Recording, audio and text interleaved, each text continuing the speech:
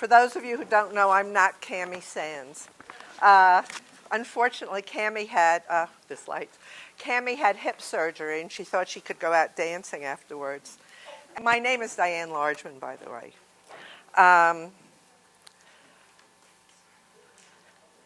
Okay, I'm going to give you a little background on the project for those of you who don't know. This project was started probably about 25 years ago by a group of people who wanted to keep the history of San Miguel alive. And they started doing video and audio archives of people like Dottie Vidargis and Stirling, and for those of you who remember, Fleda McFarlane. Our original purpose was we were going to do a documentary until somebody reminded us that we had neither the money or the talent to do it. So we just continued doing interviews. And that's what we've been doing for the past, practically 2 years. And you can find those interviews, and I think it says on the paper, on YouTube. This is Jennifer and Jaime and Rita. Okay. I was born in 1949 in Guanajuato, the city of Guanajuato. And my parents, my father, Enrique Fernandez Martinez, he was born in San Felipe. It's a municipality that's north of Dolores Hidalgo, about 2 hours away from here. My mother was born in Hot Springs, Arkansas, and moved to Mexico in 1932. She was 20 years old back then, and she came to visit her father, my grandfather, that was working in a lumber company in the state of Mexico. That's where my sister Barbara, by the way, I'm so sorry she's not here. She has a lot of cough, and so anyway, she apologizes, and she asked me to mention that. But she was born there, and my father in 1910, he was born in the 19th century, 1896. And when he was 14 in 1910, it's when the revolution started, Mexican Revolution. And also his father died that year, my grandfather. So he had to move to Guanajuato with his sister and a brother and a mother, and they moved to Guanajuato to look for better opportunities, and my grandmother had some friends there. So they moved in 1910. That's where my father went to, not high school, but junior high school. And he at the age of 16, 17, got involved in the revolution on the side of General Obregón. There were very turbulent times. It was very difficult because the revolution kept on going and going. Pancho Villa, Zapata, and all these famous people are heroes now. Madero, etc., etc. So he got involved at a very early age, and then participated in politics. He was came as a mayor of Guanajuato first, which is our capital for our state, as you know. And then in 1928, he was the House representative, and there was a big luncheon party for Obregón, who had been running for re-election. He had been re-elected. And he was sitting in a big table with all these House representatives, and all of a sudden a cartoonist came up and around and came behind General Obregón and showed him the cartoon that he had made of him. And as General Obregón looked at the cartoon, this guy pulled up a gun and killed him right there.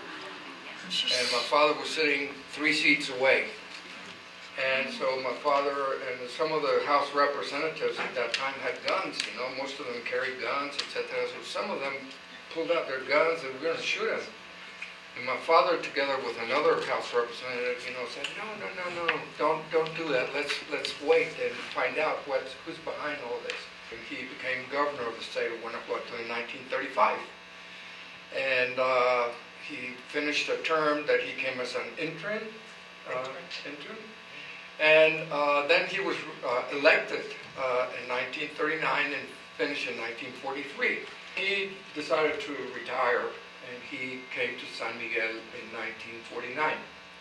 But going back to 1935, when he was the governor, all these things were happening here in San Miguel as far as the people coming here. This is when Stirling Dickinson, I think, came in 37. I think he came by in 35, but did not come to San Miguel. Cosío del Pomar also, I think, came around that time. And of course, Jose Mojica came to San Miguel at that time. Jose Mojica being the famous tenor, movie actor from Hollywood.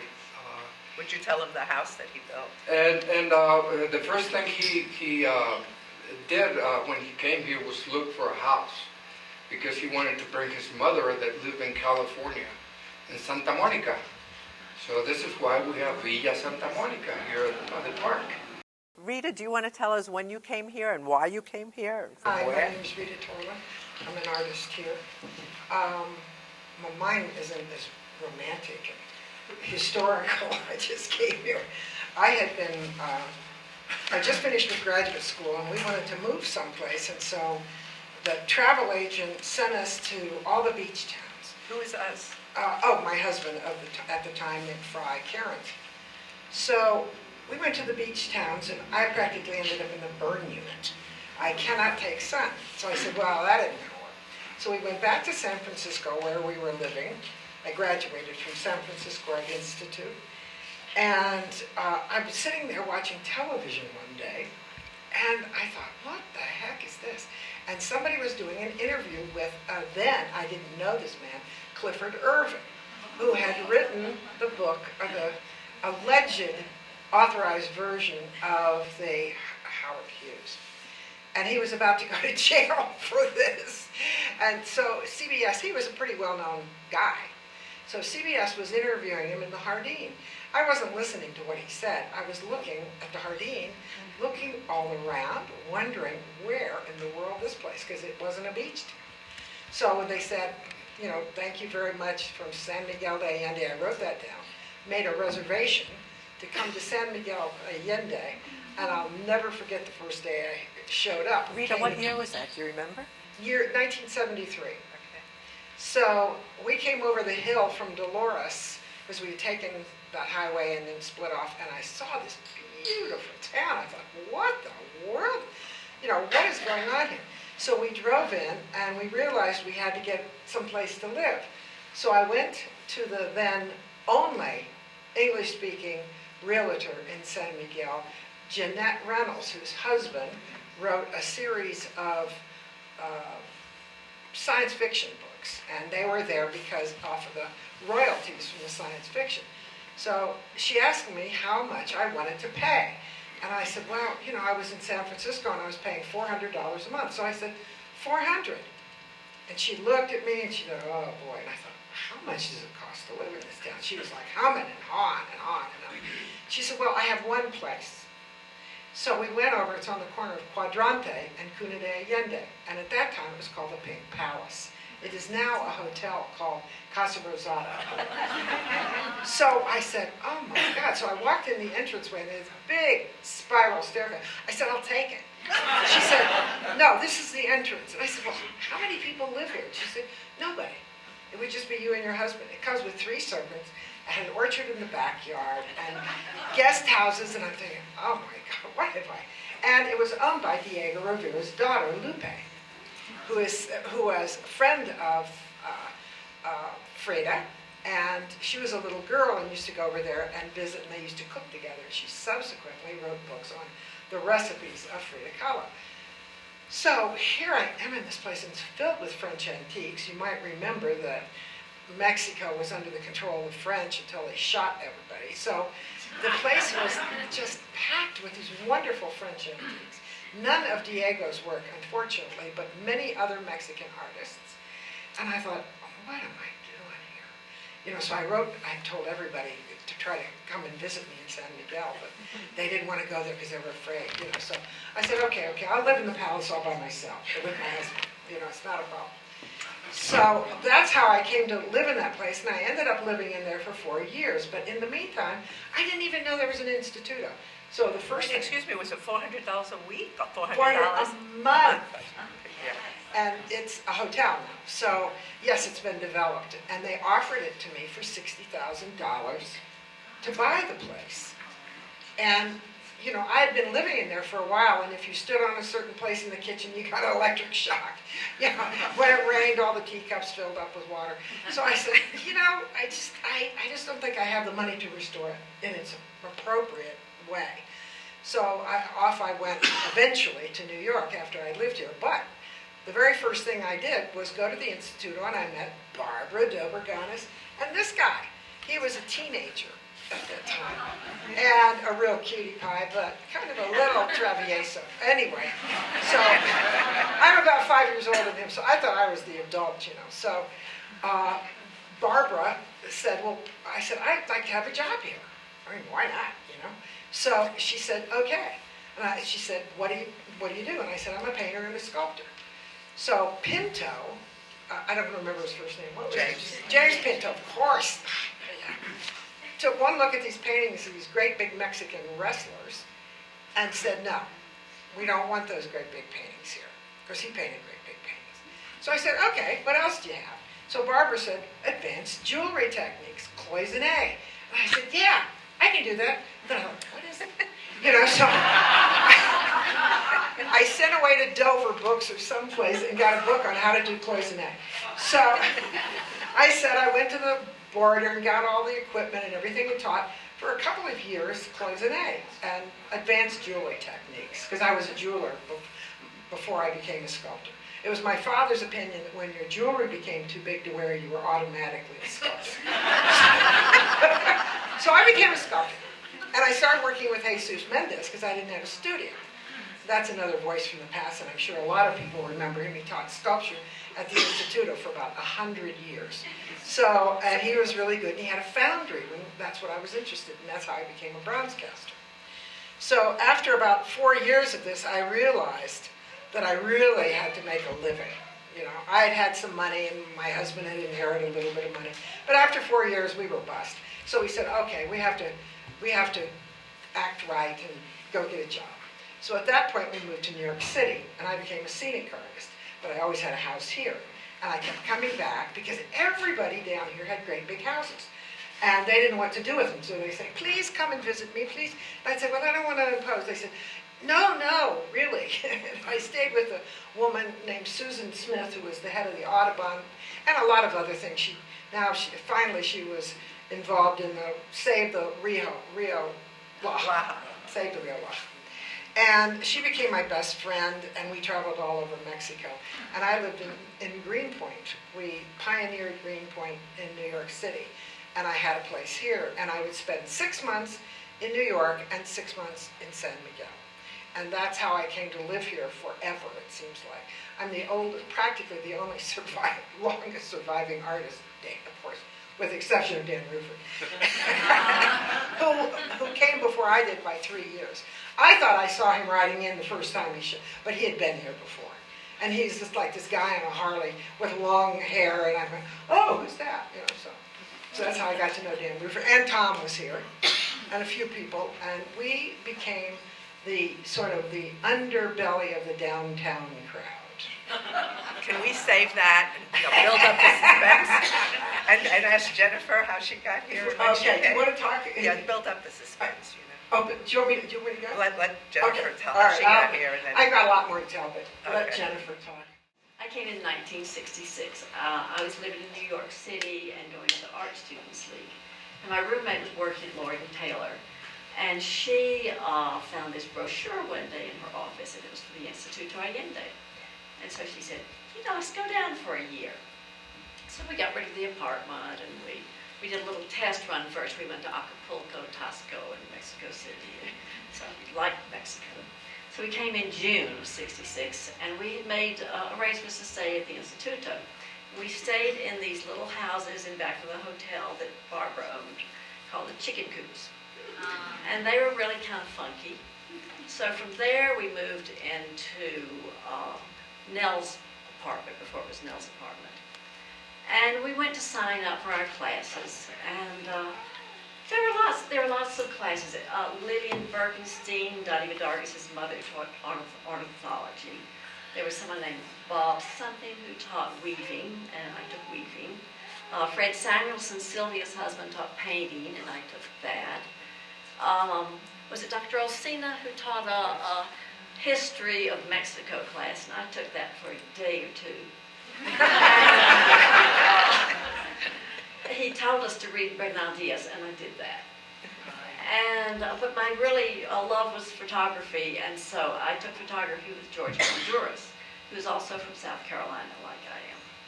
And so I spent a lot of time in the darkroom, and eventually I became his assistant. And what else? Oh, but the first night we got here, we said, well, where do we go? So they said, go to the patio. So we went to the patio, which was where the Hotel Morada? Yeah. That was a huge, wonderful restaurant with these leather seats, and just, that was where it was all happening. There were really just a few places to go here. There was the Escondido, La Bodega. Was La Bodega, or was it the Princesa?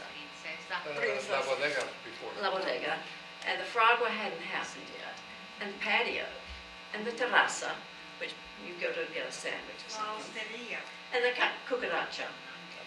Oh, and then there was something called La Llave down on, yeah. Aldama. Yeah, they had fried chicken. And then, yeah, the osteria. Osteria came a little later, but that was Yeah. from the 60s, late 60s. Yeah, and I was 66. But anyway, it wasn't like today, and there was no traffic whatsoever. So we went to the patio, and we met all these people, and we met this man named Bob Lane, who was getting married the next day. And he said, come to my wedding. And so we did. He married Yolanda, yes, and his mother, her name was Diamond Lil, and she kind of looked like a blonde Mrs. Portillo. She had beehive and high heels and all of that. But the thing I remember about the wedding most was after the wedding, they threw the rice and everything, and it was so poor here in Mexico at that time that there was this old woman gathering up the rice to take home with her. It was really. And back in those days, they didn't have plastic. Plastic was just coming into being here in Mexico. And everybody was wearing plastic shoes. They were selling plastic shoes in the market. You remember that? Yes. Plastic shoes. Well, not then. And you go to the market, and you wouldn't have a plastic bag. They give a little cone made out of newspaper with your beans or whatever. And the market didn't have a whole lot in it. You would go to the market and decide what you were going to have for lunch according to what was in the market. Where was the market then? Well, the market was sort of where the Plaza Civica is now. Okay. Yeah. It was sort of outdoorsy and indoor-outdoor thing, but it was, yeah. Is that the main place that you would go to buy food? We all got huaraches from the market with the rubber sole from the tires. We would soak them in water overnight, then we'd wear them and our feet would be molded to them, and they were really comfortable. We all wore dresses then too. We didn't have, I drink water. Oh, thank you. We wore dresses, and Anguiano's was a store down across from Las Monjas, and they sold all this cambaya, which was really pretty.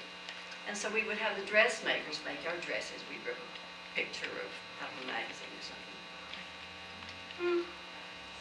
Anyway, so, anyway, we hung out with these people from Celaya mostly. And a little later on, we met this band called the Finks. And they played at the Escondido place, and they played various places.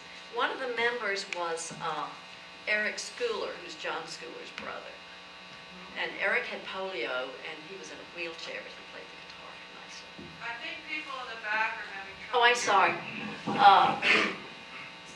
Eric Schooler's was John Schooler's brother, and he played in this band.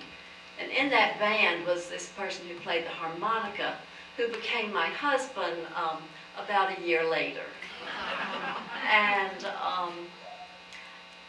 I married him in May of '68, I think. And then we went to live in Morelia for 2 years. And after that, came back here in '70 to Mexico, and by that time I had a child. But that marriage didn't last, well, it lasted a long time considering it lasted about 10 years.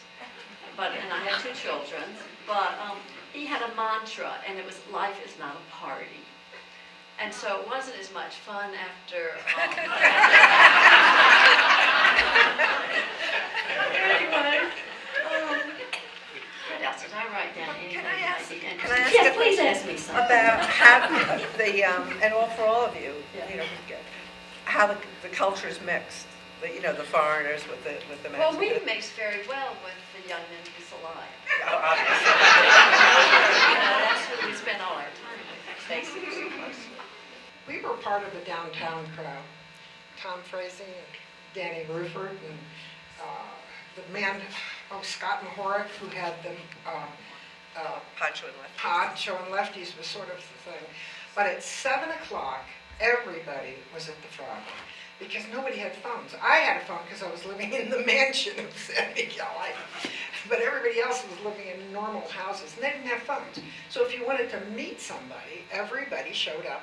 There was 2 for 1 at from 7 to 9, and then the band started. And that's where I became acquainted with Mexicans here in town. Well, did you know Jaime? Well, he was a kid when, he was not actually that much of a kid. He was 5 years younger than I was, but I never saw you there. Were you there? I was always studying. Oh, yeah. So, I can't remember Euclid Moore, who's another guy who was around. Well, that was in the 80s.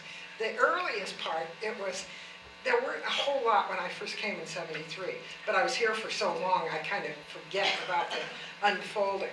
But mostly everybody was a tourist here, and we would go to the Frogwood and sit down at a table. We didn't even know who they were, and eventually we were going to Morelia with them tomorrow, or Guanajuato, or something like that, because everybody went, or have dinner with them, and we went to the Infierno, which is still on that corner, of those.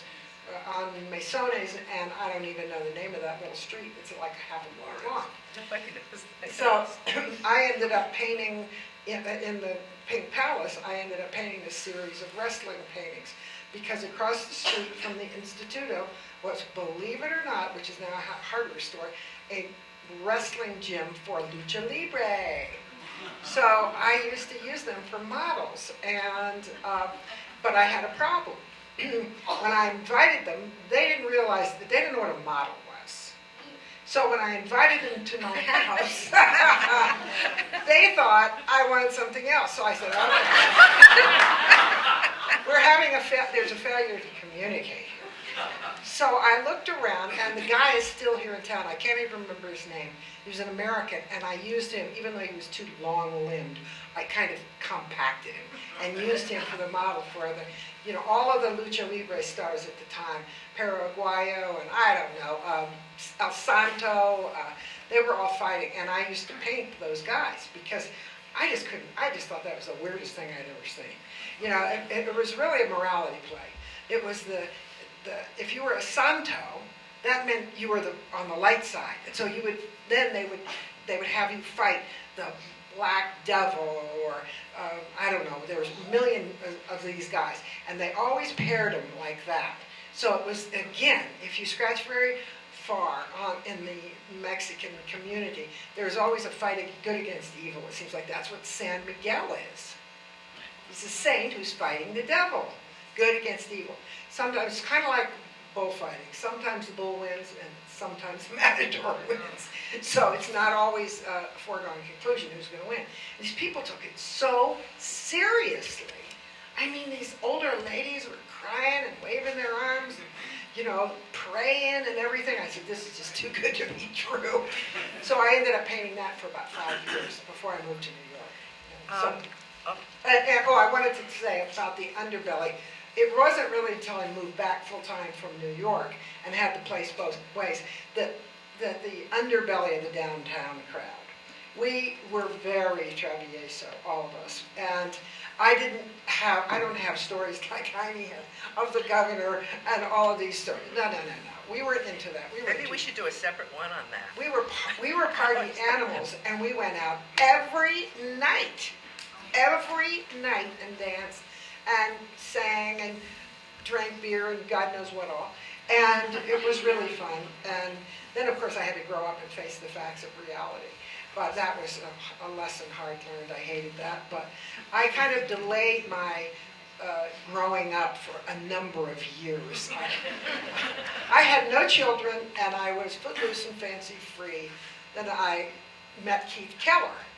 I don't know if you know him. He died last year of dementia problems related to that. And he was a notorious artist here in town. And I became his model, but against my will. Because I was a painter myself, and I was always finding him taking pictures of me. And then I turned around, and there I was in a painting, bending over with spiked high heels on and a short skirt. I said, really, this is not me, but it was. So. Anyway, I'll pass it on. Jaime, can you tell us about the start of the Institute? And you told us the other night about all these famous people. Oh, of course, thank you. Well, first, just to answer two questions, the first one you asked me was how did my father get involved? And I mentioned him being the governor. But also, one of the things that Obregón pushed, and because of José Vasconcelos, who was the Secretary of Education for the country, was to establish art and oficios, how do you say, like training, art and training schools throughout the country. So my father had this in mind, and then when he became governor, these people arrived in San Miguel, and it just happened. Anyway, it happened, and they opened up the Bellas Artes, and you probably know that there were some political problems, so some of these people were accused of being communist, so they aborted, finished that school, and it was closed for a couple of years. Is that when Leonard and Stirling were all sent to the border? Exactly. Right. And by the way, I know because my mother had talked to me about it several times. My father intervened to get them back in. All this talent coming to San Miguel, new ideas, techniques as far as the arts, the crafts. And then plus what was already here, because the pre-Hispanic culture that established here, they were all artists. How do people integrate, the foreigners and the Mexicans, et cetera, which, from my point of view, that's what makes San Miguel so great. Because you would think, San Miguel, with all the traditions, the customs, the history, et cetera, and all these foreigners coming, they're going to lose that. Fortunately, all the foreigners that have been coming to San Miguel have strengthened the traditions and the way of supporting. I was asking Barbara, my sister, the other day that we met for breakfast, how many students that we have at the Instituto at first? And I said, 50, 60? She said, I think maybe 30, 40. And it was word of mouth, and also Stirling's work. As you know, he was very, because his family, he was related to an advertising company. It was probably one of the biggest ones in the United States. So he started writing all these people that he knew from the New York Times, the Life magazine, Chicago Daily News, etc., San Francisco, Dallas, etc. And this is how San Miguel started being known in the United States and in Canada, because the same in Toronto and Montreal and Vancouver, etc. There were so many people that came here, and there was this blending, of cultures, of knowledge, of talent, that is part of the reason that San Miguel is what it is now. The first realtor, as I remember, was Charles Perry. He was somebody that lived there at La Granjita, at Lucha Mojica's house. And he not only made a plan or plot or a map of San Miguel, but he also started looking for houses for sale, etc. Judy Martin, she was a lady that came out, I can't remember where from, but she was in charge of what we call estampado, like clothes printing and what later became batik. Lothar Gestenbaum, He came. He was one of the. He was originally from Germany. He came. He was the instructor there for sculpture. Yes, before. The first teacher that came here for ceramics came from Dolores Hidalgo because of tradition of many, many years of ceramics and pottery. His name was Felipe Vasquez. And he had his son and now grandson run a big workshop there and store in Dolores, where he came here. And guess who was in charge of music and singing? You? Jose Mojica. And about 25 years ago, a lady came in the Instituto and she said, "Hey, I have an original brochure of the first year when it opened up, because I was a student here." So I open it up and I look at it, and there's Jose Mojica, in charge of the singing and music department. Miguel Malo is somebody that did a lot for San Miguel as well. Made a collection of artifacts from the old times, the pre-Hispanic times. That we're going to take these objects away, ceramics, etc. And he was so fond of them that he didn't know anything else, and he killed himself that day. Where we're sitting right now is thanks to many people that for many years were at the Biblioteca Pública, but also like my mother, Stirling, etc., that supported. They also built the first golf course in Malanquin. My mother was the president, founder of it. Sterling would make parties at the Instituto, with disfraces, how do you say? Masks? Masquerade, and to get money for the Biblioteca, to get money for the civil hospital that was built just down the street from here on Reloj. It was like the first tour operator that would advertise with brochures and these articles and the newspapers and magazines, tour Mexico for $12 a day. Cantinflas, you've heard of Cantinflas. His mother lived here on Salida Querétaro. It's La Ermita Hotel. And so he came here very often, made a couple of movies as well. One of them, the name is El Padrecito, about a priest, Catholic priest coming to a little town like San Miguel. Lucha Mojica was one of Rufino Tamayo's best friends. And Rufino Tamayo came here probably like in the late 30s and bought his first house. He never had enough money to buy a house. And the first house he ever owned, he owned it here in San Miguel. And then in 1950s, I think it's 56 or 53 maybe, he came here, he made a mural, special, they commissioned from the Dallas Museum of Art. And this mural he made here at the Instituto is still at the Dallas Museum of Art, and it's very, very famous. There's even a book about it's about El Hombre and the universe. Diego Rivera came. I have some photos of him with my father and some other important people. Lázaro Cárdenas, Miguel Alemán, Adolfo López Mateos, several presidents that would come and that would stay there with us. So I'm very lucky that I had that experience. Wow. Yeah.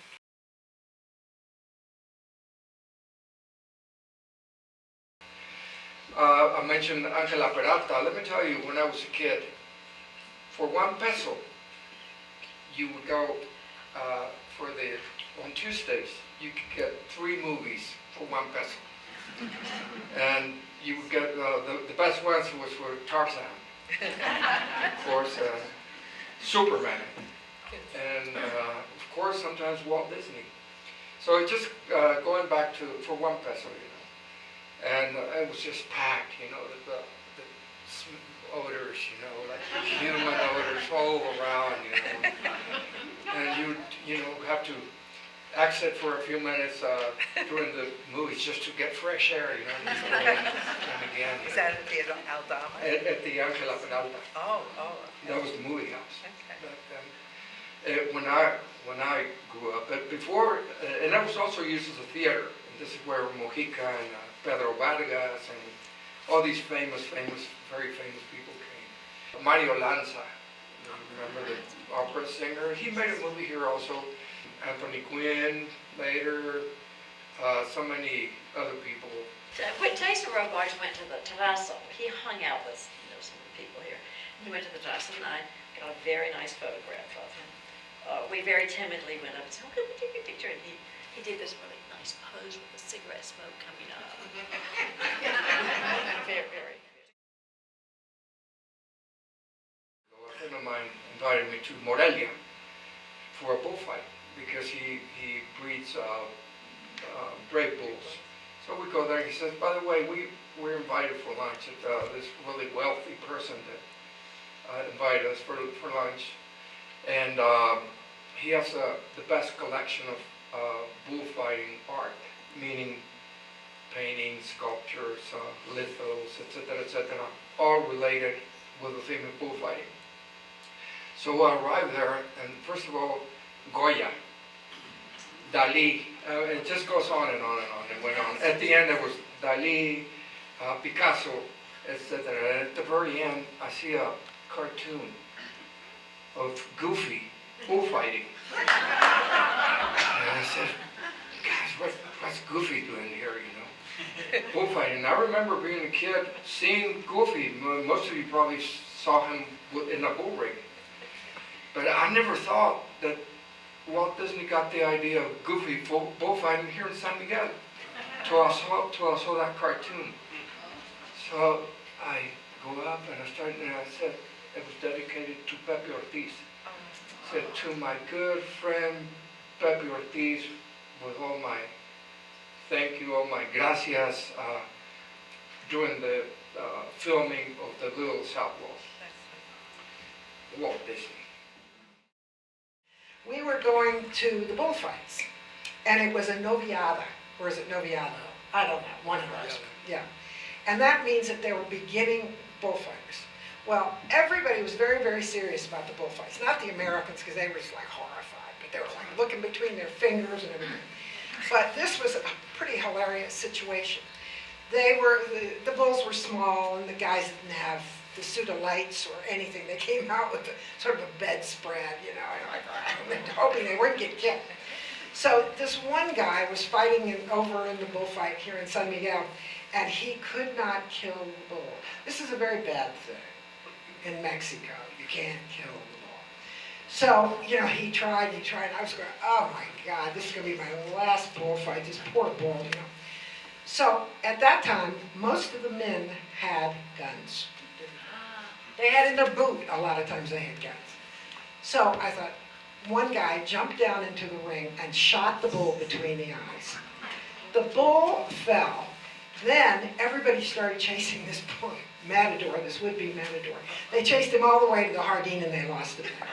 They were very serious about the bullfight. If you get in there, you damn well better kill that bull. For that, and Stirling told us lots of places to go. Stirling Dickinson told us a lot of places to take people on field trips. And let's see, one of them was Tolantongo, if you've ever been there, it's in Hidalgo. Another was Conca, which is on the Mission Trail. Real de Catorce, San Miguel Regla, which is a really pretty place near Pachuca. Pauatlan, and that's in Puebla. And Stirling said, "This is what San Miguel used to be, in the old days."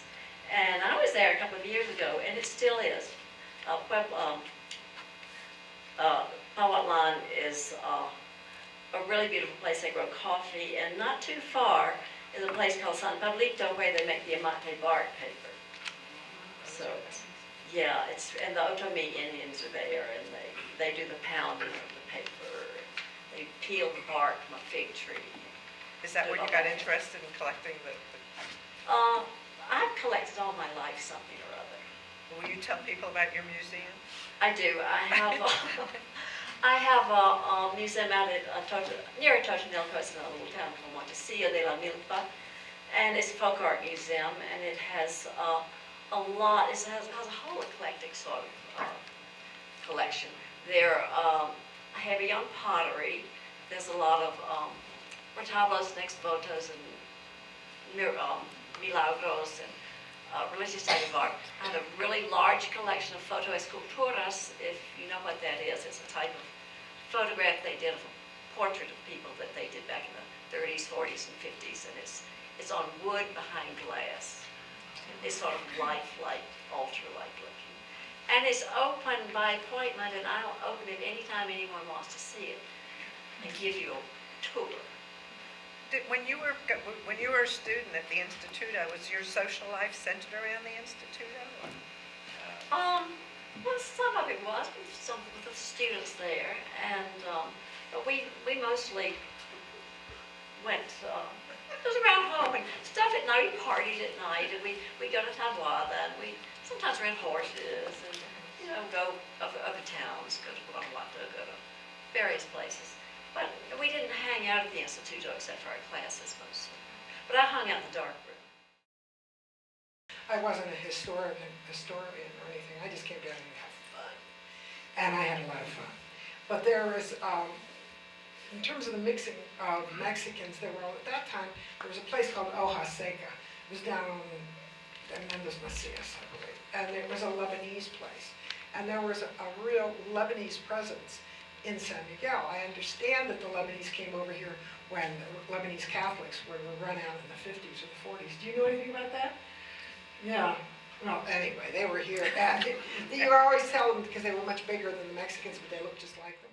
So, another funny story when I first came here, that the terraza, its nickname was the Fly Palace.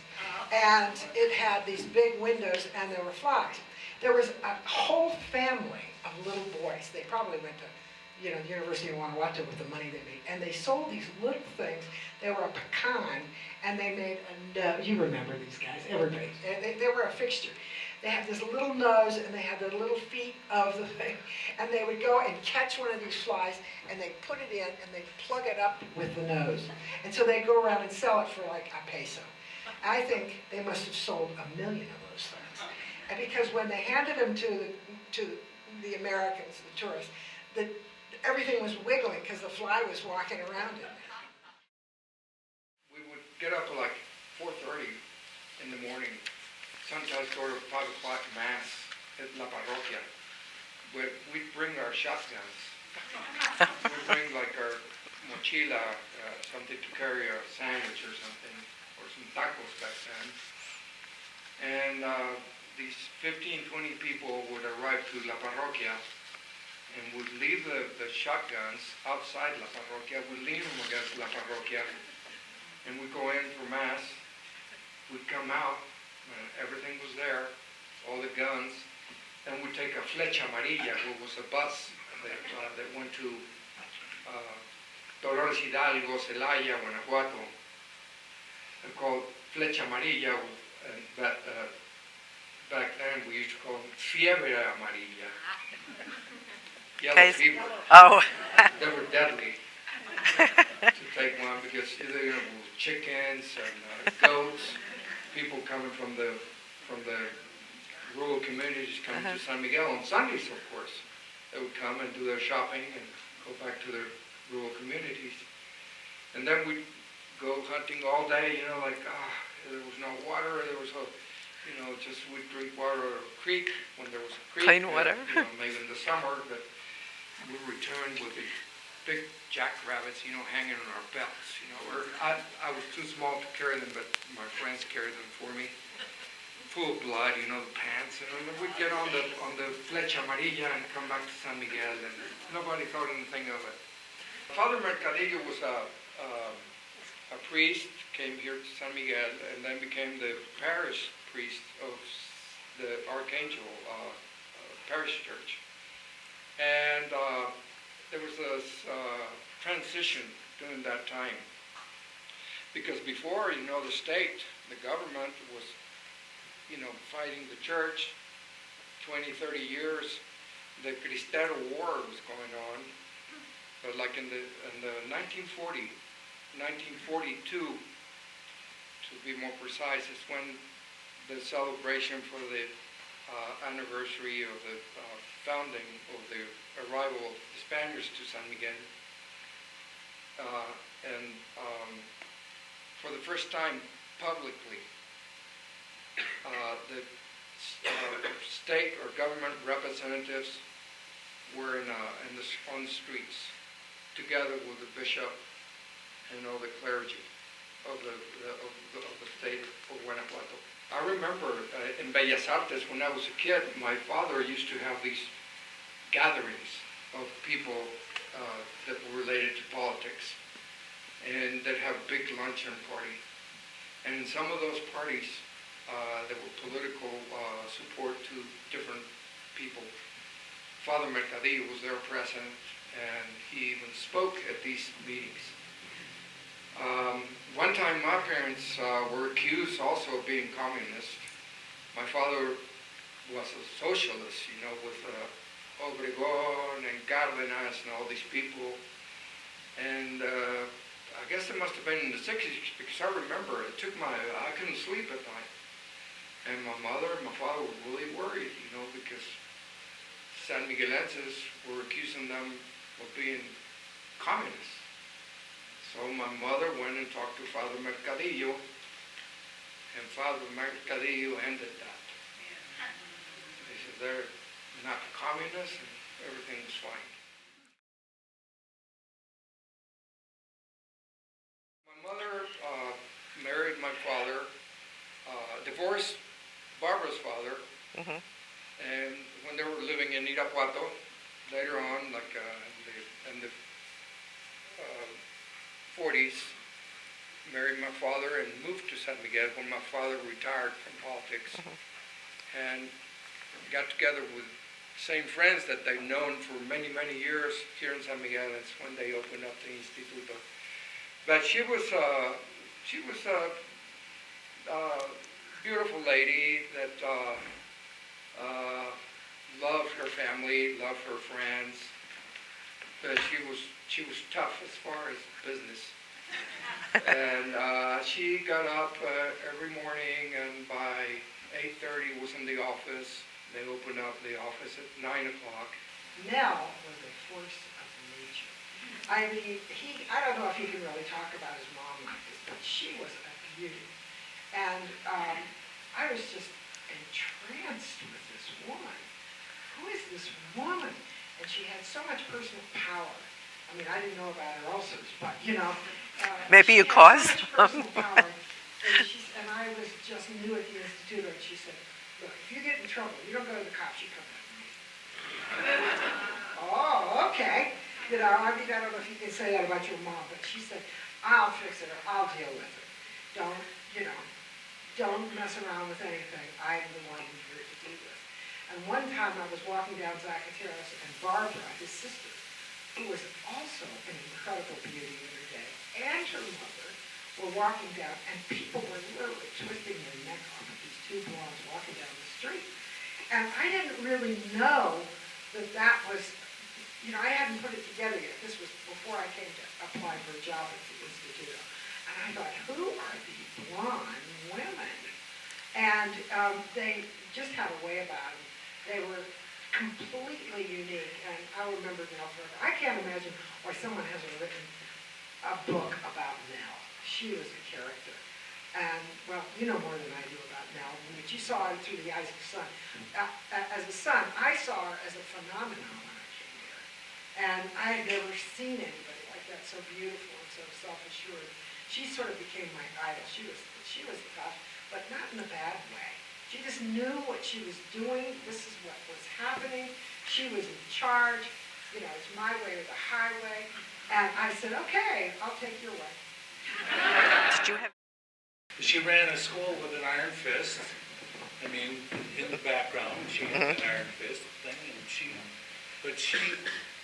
was the center of what was going on in San Miguel. I mean, she owned the school, and important people would come to San Miguel, and of course they'd want to meet them. You know? The Institute was the one place that everybody that came to San Miguel went. That and the Bellas Artes. But when you went to the Instituto, if you were lucky enough, you'd get to meet Nell, and if you were interesting enough, you'd get invited to dinner at Nell's house. And I was once invited to dinner. Sat next to a famous author. He'd written Vance Packard? Vance Packard, yeah. Oh, Vance Packard, right. But he was just one of them. I mean, there were probably 10 people at that table, and I was sitting next to Vance, but everybody at that table was way above my pay grade, I'll tell you. We thank you really for all coming, and I think on the thing that you got, the playbill, is the website, which is sanmiguelarchives.org. And you'll see, this eventually will be on there, and the last program that we had is on there. And there are about, Pam, how many interviews do we have on there now? Or Donna? 25, starting really 25 years ago, and we're going to keep doing this. If you have any ideas of things that you'd like to hear about, or people that you can suggest, we're open to suggestions. We have a donation box on the way out. And whatever you could donate really would be appreciated. As I say, we're all volunteers. We're doing this, you know, for our love of the city. And we don't need a lot, but whatever we get, obviously, is greatly appreciated.